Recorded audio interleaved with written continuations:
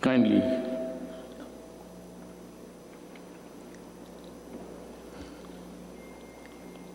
Senate President Vicente Soto III and the honorable members of the Senate, House Speaker Alan Peter Cayetano and the honorable members of the House of Representatives, Vice President Maria Leonor Robredo, former Presidents Joseph Ejercito Estrada and Gloria Macapagal Arroyo, Chief Justice Diosdado Peralta and the Justices of the Supreme Court, His Excellency Munter Mahfoud Salim Almantre, and the esteemed members of the Diplomatic Corps, Executive Secretary Salvador Mindaldia, and the members of the Cabinet, mga mahal kong kababayan.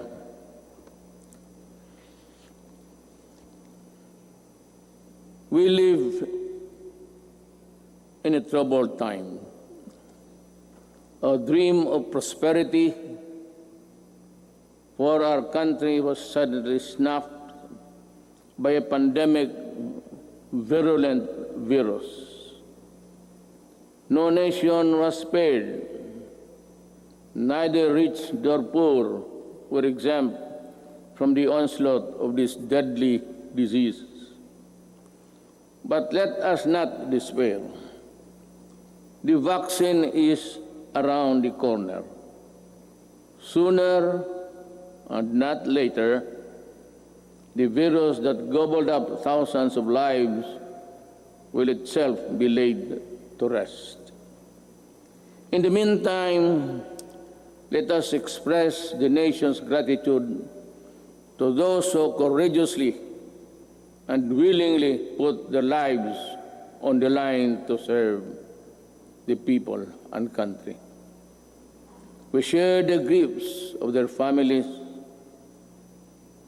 and no amount of tears can compensate their great losses. My countrymen, it is sad that while government focuses its attention resources to battle the coronavirus, there are those who take advantage of a preoccupied government. One of them is Senator Frank Dillon. In an interview, he arrogantly mentioned, among others, that oligarchs need not be rich. Then he linked the anti-dynasty system with oligarchy, and the topic was my daughter and son. This happened after the Committee of Franchise voted 70-11 to deny the grant of franchise to ABS-CBN. Obviously, he was defending the Lopezes, that they are not oligarchs. Great wealth enable economic elites and corporations to influence public policy to their advantage. Media is a powerful tool in the hands of oligarchs like the Lopezes, who use their media outlets in their battles with political figures. I am a casualty of the Lopezes during the 2016 election. The dealers and purveyors of illegal drugs hiding in the shadow of COVID-19 have stepped up their activities.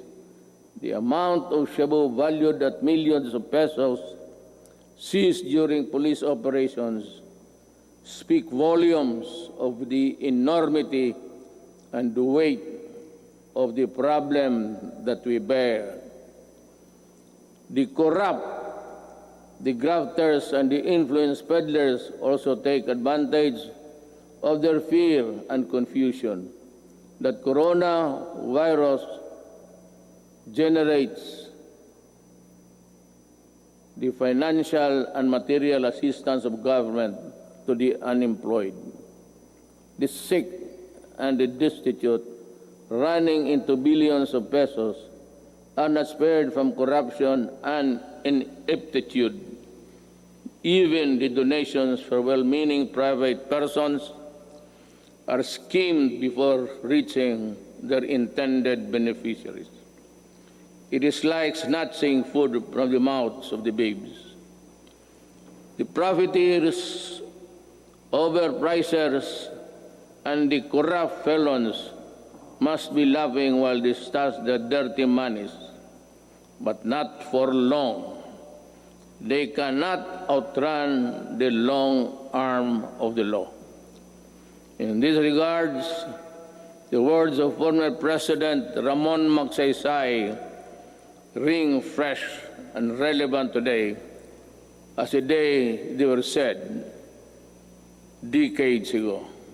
He said, "We need men of integrity and faith like Rizal and Del Pilar, men of action like Bonifacio, men of inflexible patriotism like Mabini. We need their zeal, their self-reliance, and their capacity to work, their devotion to service, and their ability to lose themselves in the common cause of building a nation. If we allow greed and self-interest and ambition to rule us, then, as stated by one prominent physician, we will be left with nothing better than the lesser evil instead of the greater good. In my inaugural address 4 years ago, I said that no leader can succeed at anything of national importance without significance unless he has the cooperation and support of the people he is tasked to lead and sworn to serve. The efforts and resources which we poured out produced the momentum needed to bring our country closer to our goals. Suffice it to say, we made significant strides over time. Over 4.3 million poor families benefited from the Pantawid Pamilya. Over 92.2 million beneficiaries received subsidies under the unconditional cash transfer program. We also made available tertiary education and universal health care. Public utility drivers were given assistance to the Pantawid Pasada program. There are complaints that some drivers did not receive any assistance at all. I have directed the SWD and DILG to look into this. I welcome the passage of the law postponing the barangay and sangguniang kabataan elections. The postponement saved much needed government funds and ensured the implementation of projects under the current barangay officials. In the hindsight, it also saved us from holding the polls while we dealt and continued to deal with the pandemic.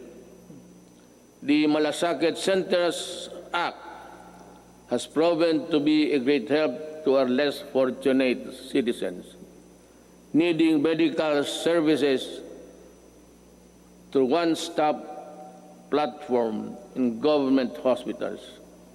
We commend the initiative and work of Senator Bongo in this regard, as well as other significant pieces of legislation as of today. There are 75 Malasakit centers serving Filipinos all over the country.